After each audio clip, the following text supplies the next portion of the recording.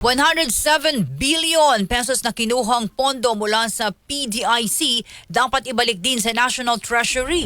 Detalye ng balitang yan mula kay Rajuman Grace Mariano. RMN Live Report!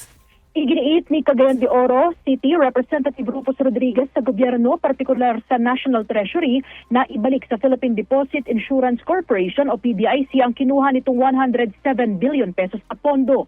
Mensahe yan ni Rodriguez makaraang ideklara ng Supreme Court na unconstitutional ang paglipat sa National Treasury ng 60 billion pesos na pondo mula sa PhilHealth. Ayon kay Rodriguez, malinaw sa Supreme Court ruling na dapat ibalik kaagad ng gobyerno ang mga pondo sa PhilHealth, gayon din ang mga kinuha itong alokasyon mula sa iba't ibang government corporations tulad ng pondo mula sa PDIC na nakalaan para sa bank deposit insurance coverage.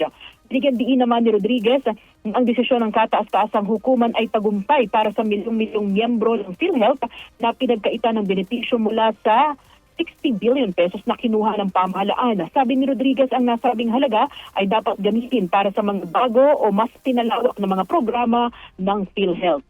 Kasama mo sa DCXL, RMN Manila, Rajuman Grace Mariano, Tatak, RMN. RMN Network News.